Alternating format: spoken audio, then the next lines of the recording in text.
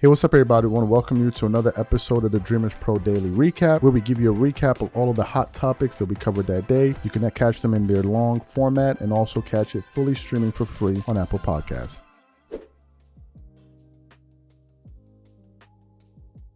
I was just kind of surfing through the web and watching various videos, and as you guys know, from time to time, Kobe Bryant's name pops up here and there.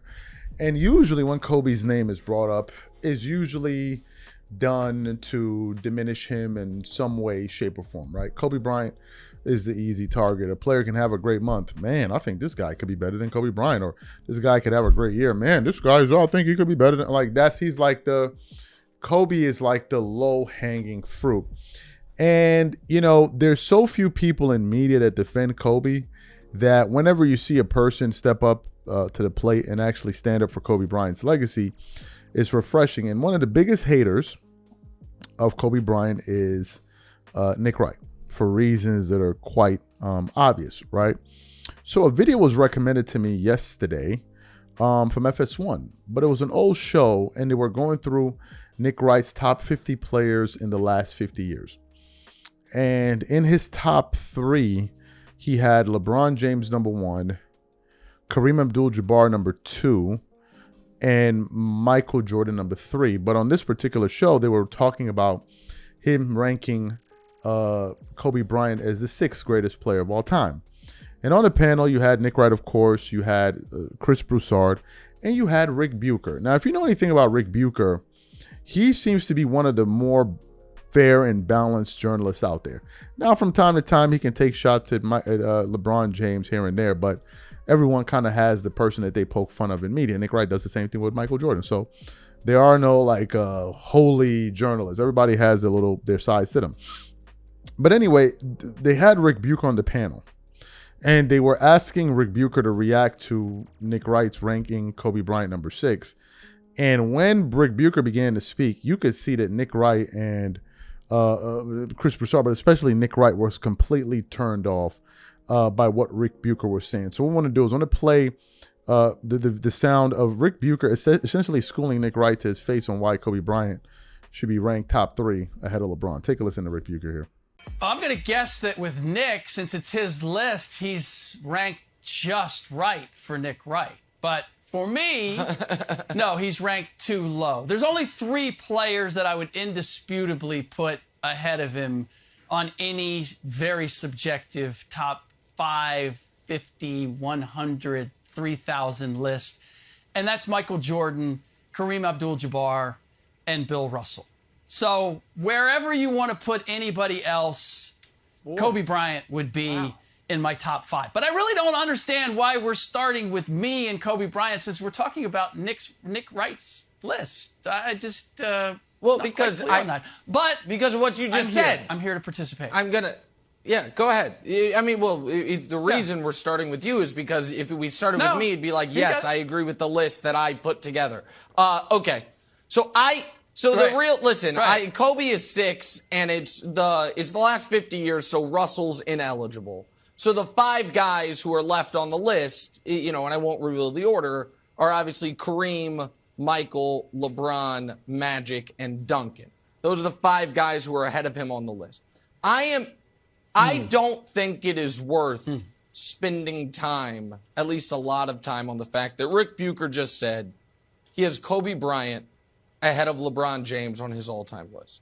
Because it is just such an indefensible point. Like, the thing Kobe did the best was score, and LeBron scores more. The thing Kobe theoretically is better than LeBron at is shooting, except LeBron has a better efficiency. Oh, Nick, that's on layups, except he also shoots a better three-point percentage. The thing Kobe did the best was clutch shots, except LeBron has 5 playoff buzzer beaters, and Kobe has 1. And that disregards the fact that everything else to do with basketball, more clutch than LeBron was better at it. I mean, okay, again, so Wilds, you can shake your head at it because, again, you've been brainwashed by it. Kobe has 1. We've seen it on a loop for 20 years. Kobe's 1 career playoff buzzer beater where he then pantomimed the Michael celebration. LeBron's got 5 of them. But I don't even want to debate Kobe versus LeBron because I don't think it's interesting. The Kobe versus Duncan thing I think is interesting because I think there's a real argument there. And I have Duncan ahead of it. And I'm surprised that two guys who played in the same era and that Duncan, with a higher degree of difficulty, had never had a down year. 50 wins every single year of his career, the playoffs every single year of his career. The only year he didn't win 50 was when the season was 50 and he won the title that year. That you would argue that Kobe is ahead of Duncan. Like the LeBron thing, it's just, listen, we all have our blind spots. That's fine. But Kobe ahead of Duncan is interesting to me. And I'm curious why. Okay, sure. Then no problem. But I'm curious why you think Kobe is ahead of Duncan. I'll lump all this together for you. Sure. I'll answer both of those. First of all, there is the difficulty of when you're talking about different eras to make comparisons. The competition was different, the game was different, et cetera, et cetera. So we always reduce these things to numbers. Even if we take accolades, we reduce it to numbers. 3 MVPs versus 2 MVPs, whatever it might be. And that looks nice, but it's not reality. What I have is, the benefit that I have is that I saw Tim Duncan, Kobe Bryant, and LeBron James all play their entire careers. And so it's not a matter of me having to measure numbers or accolades or all of that, because I'm conscious of all of the variables that are involved. But you don't want to get into LeBron. We'll put that aside because we're never going to solve that between the two of us. When it comes to Duncan and Kobe, it's simply this.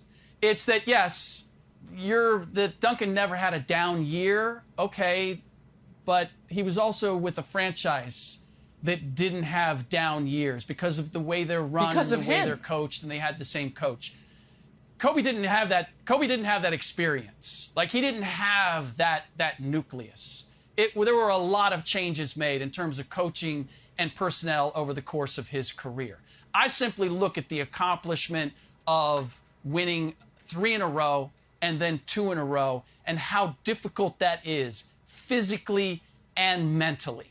And that's one of the downsides of when I look at Duncan and the Spurs, is that they never won back-to-back championships. They never dominated beyond one season.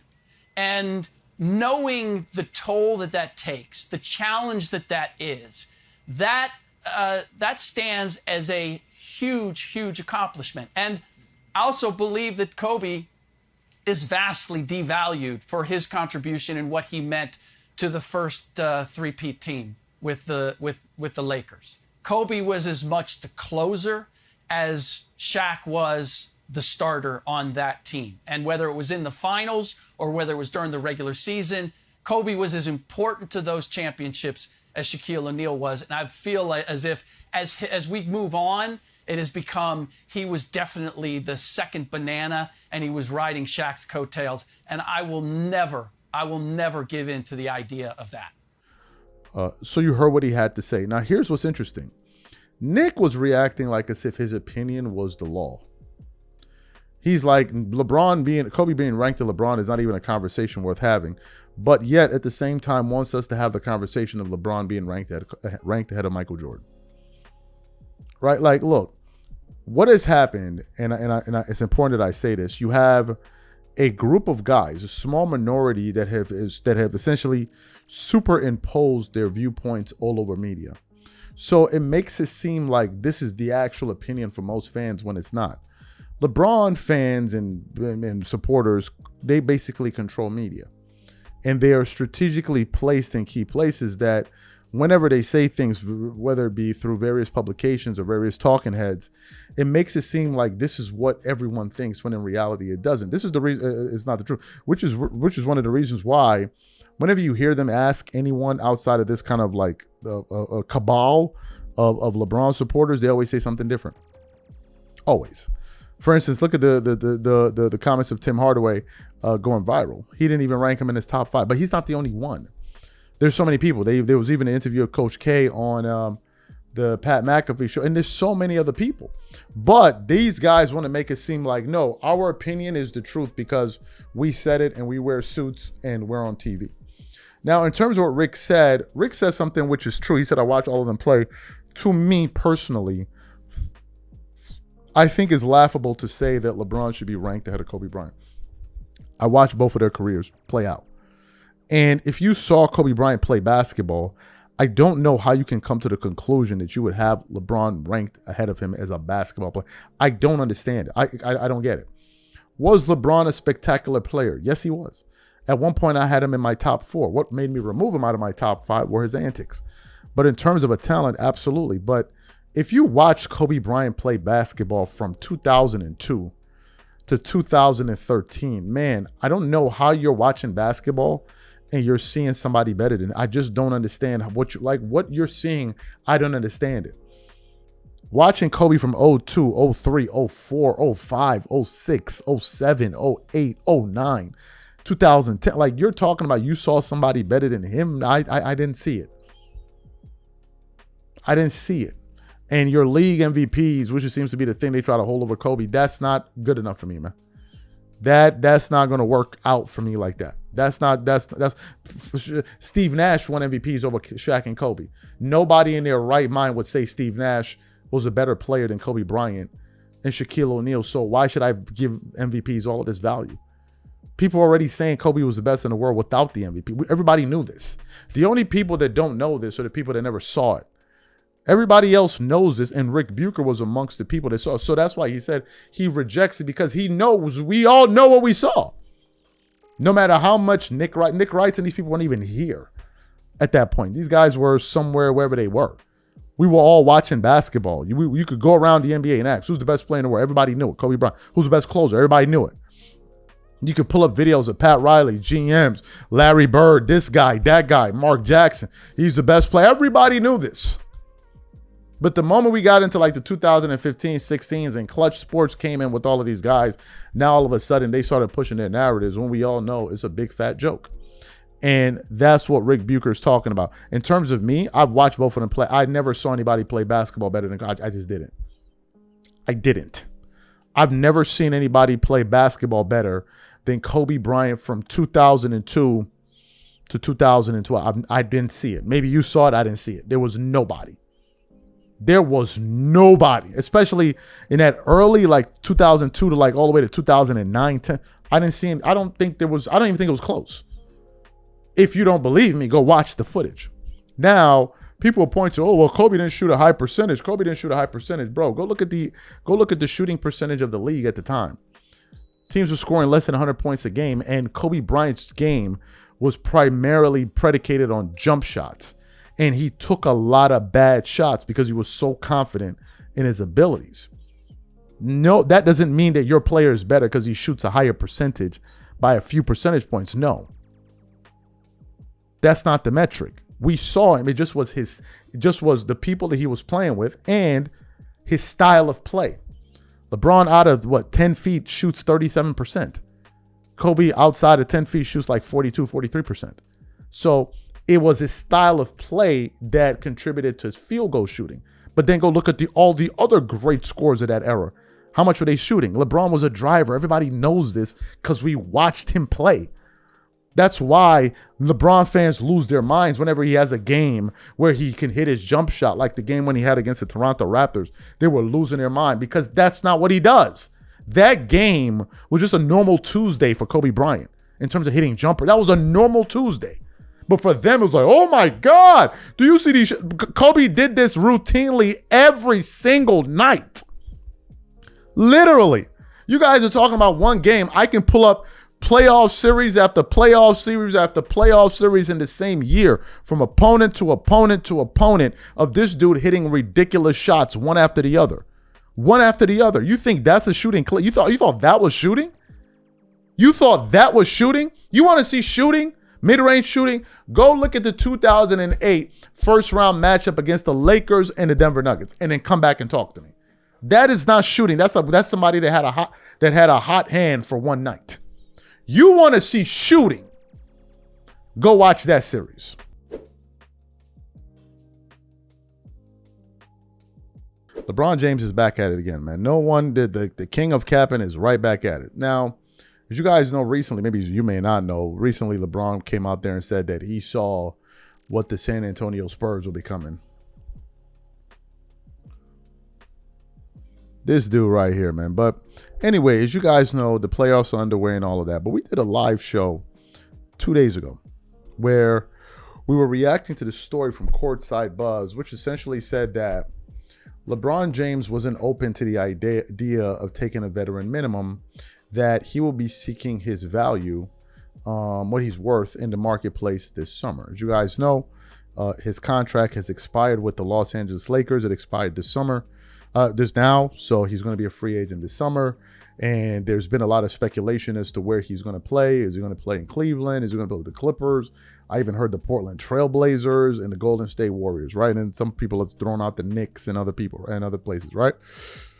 But the biggest question was, would he be willing to take a minimum? Why? Because a lot of the good teams, number one, don't have salary cap space. And even if they have key players like LeBron and have like big salaries, and if they wanted to sign LeBron for a big salary, you're not going to trade away a younger player with a huge salary for an older player that's going to be turning 42 this year for a high. Like, that makes no sense. That makes absolutely no sense, right? So most of us thought, okay, if he wants to play with these teams, even with the Lakers, it would make better sense for him to take less money, for example, with the Lakers, and then they can go out there and get some valuable pieces with some of the money that he leaves on the table. And if you want to go sign with other teams like the Cavs, who are under the second apron right now, well, you can't sign 3 max players under that. So Donovan Mitchell would have to leave. So people are like, if LeBron wants to win, the best option is for him to go out there and sign a veteran minimum. But then we got that report. But now, all of a sudden, we're hearing LeBron James say that the most important thing to him is being in a situation where he's winning, even though it just got reported that he's not willing to take a veteran minimum. So what we want to do is we're going to play what LeBron had to say here, listen to it, and then we're going to come back, continue on with the show. Take a listen to his commentary. I assume you'd probably only want to go in a positive environment where you can win.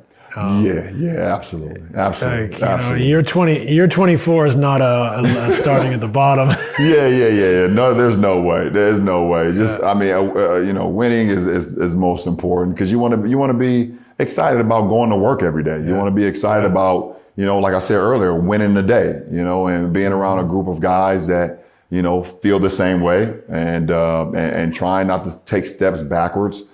Understand the season is a long marathon and whatever the case may be. But those building blocks throughout the course of the season is what matters to when you get to the marathon, and when you get to the sprint, which is now, the postseason. Yeah. So I'm not going anywhere where it's a start over at year 24 or things of that nature. I'm done with that. Great. So you heard what he had to say. My question is, so how exactly is all of this supposed to work? How? You can't want your market value, which you deem to be $50 million a year, whatever, and then talk about your focus is winning. Winning where? Winning where? Where? On the Lakers? And you're going to take 50M? You're not winning anything. You're going to be pretty much right back where you were last year. The Golden State Warriors? Well, how's that going to work? They're going to gut their team to get you at 42? Come on. So, like, what are we talking about? The Knicks? Do the Knicks have $50 million in cap space to give LeBron? Or should they trade away Karl Anthony Towns or some of their other wings to get, when I hear things like this, what are we doing, bro? Like, we just acting brand new for the cameras. Like, what are we doing? What are we doing? If you want to win, if you truly want to win, that report that came out from Courtside Buzz should not even have been a thing that was reported. It should have been that LeBron doesn't care about money right now. His most important thing is winning, and that's the only thing on his mind. Then, when you make comments like this, people can then take them seriously. Be like, well, damn. Then we can have legitimate conversations, because you're a free agent and you want to sign for veteran minimum. Then the whole entire league opens up to you. You could go sign with Denver. You could go, I'm just giving some names. You can go to Boston. You can go to Cleveland. You can go, you could go to the Spurs. You could go to the Thunder. Somebody will make space for you if money wasn't an issue and you weren't concerned with getting your value, as you say.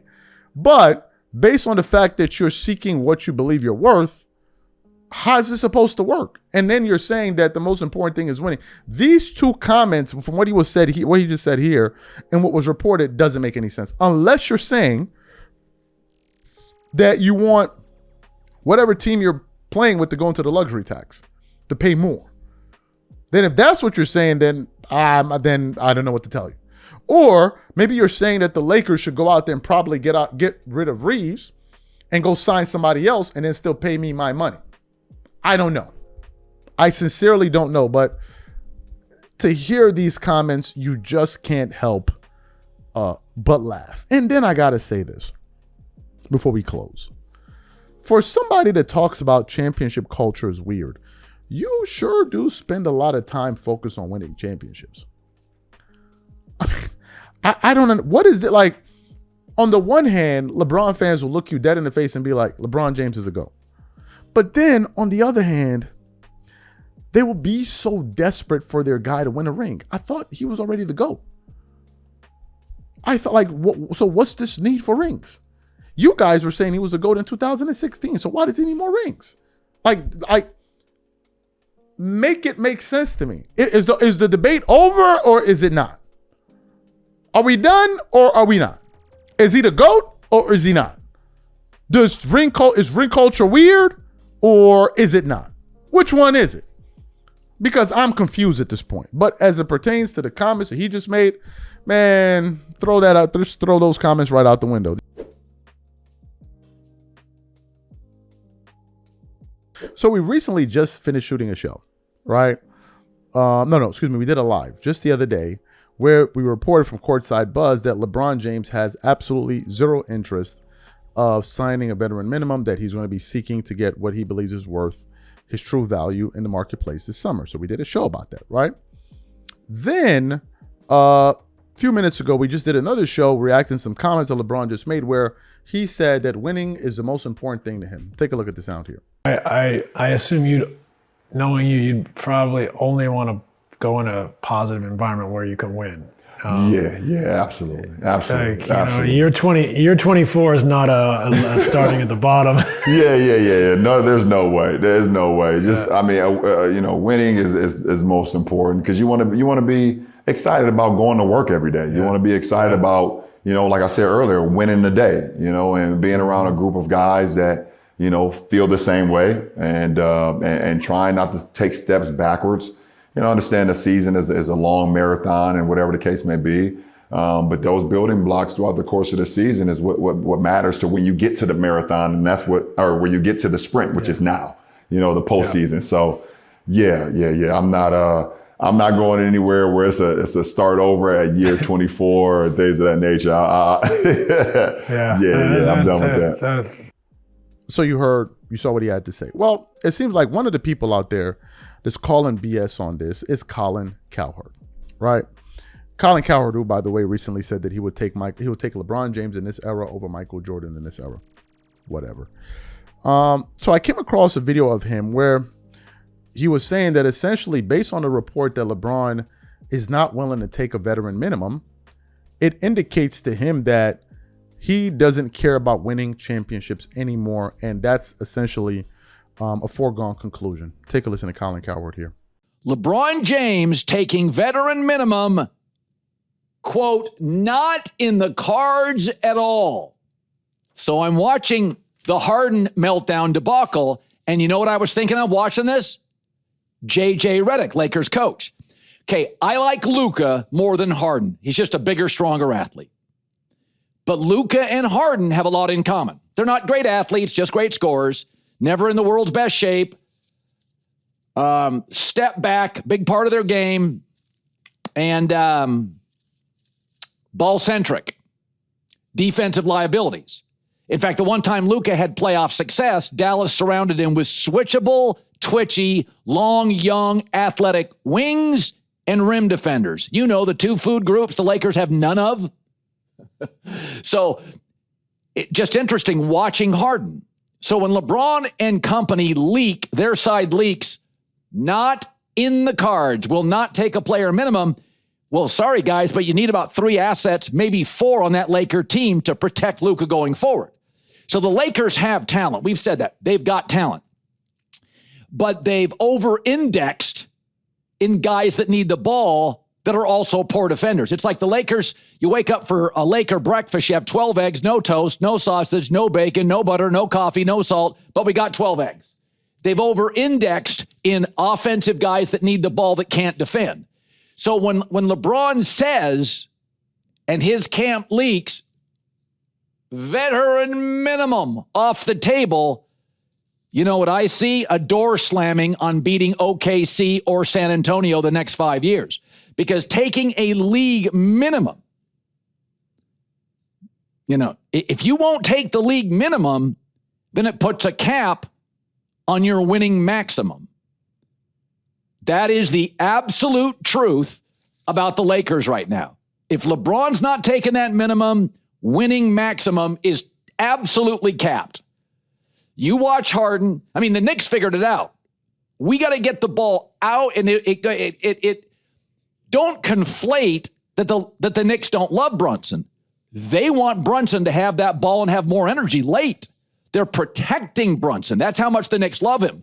We don't want our guy to have the ball 44 minutes in his hand. So I've said before, you've got to create a Laker roster where Luka, when he does get burned defensively, you've got a wall at the rim, and you've got multiple, not one, multiple young, twitchy, athletic, switchable wing defenders. Lakers don't have any of those. So they've over-indexed in one area and massively under-indexed in another, and the other one, that's what they need. So as I read that, you know, what's funny is when the Lakers hired J.J. Redick, they were hiring LeBron's podcast partner. We're going to see how close they are, because the Lakers aren't moving off J.J. Redick. He had a spectacular season, and they're not moving off Luka. We'll never forget, LeBron and his camp just moved out of Miami. Didn't even give D-Wade a phone call. I mean, I've defended LeBron to the end, but, you know, they've taken care of their own business first. Even D-Wade and LeBron they were, you know, tight. And he just moved on. Well, so maybe don't expect you get a 3-week heads up on, bro, that's what we're offering, the league minimum. So you heard his explanation there. What are my thoughts about this? I think Colin is 100% on the money. I think Colin Cowherd is 100% on the money. You can't talk about you want to win championships, but then you're trying to seek the max amount of dollars that you believe you're worth, unless you're saying to me that you believe you are just as good as any other max guy out there, any other top 10 player in the NBA. And if that's what you think, then I don't need you on my team, because I'll be bringing in someone that is having difficulties with accepting reality. The best players in the world, we know who they are, and LeBron is not one of them. And it's nothing against him. He's older, but everybody gets older. So it's not a knock on him. It's just a gut check. It's a reality check. The best players in the league have been defined. Those are the Wembys, the Nikola Jokic's, the Anthony Edwards, the Giannis Antetokounmpos, and on. Those are those guys, right? But to say that you want to get paid like them, but you can't give their results, I don't understand. I don't know what to tell you. And if that's the attitude, then how is it going to work with the Lakers? You know, and if Colin is right, and I think he's right, then what's the purpose of continuing to play? Is it just to accumulate more stats? I know his fans care about it. Regular NBA fans don't care about all of these milestones, and certainly Laker fans don't. All of these individual accomplishments, Laker fans don't care. They sincerely don't care. I know that his fans want people to care. They don't care. They're like, okay, this is great, but how are we winning? How are we winning? What do you think Laker fans would have preferred? Kobe Bryant winning 6 regular season MVPs or 6 championships? Seriously. If Kobe was winning 4 or 5 regular season MVPs, but he couldn't win a title, do you think Laker fans would be happy with Kobe? Like, can we be for real here? It's a different fan base. And I know LeBron fans care because their whole thing is this GOAT debate. Oh, we got to get this GOAT debate going. But for everyday fans and everybody else, this is not something that we honestly sit down and think about. So for this one, I got to side with Colin Cowherd. I think I think Colin is 100% on the money here.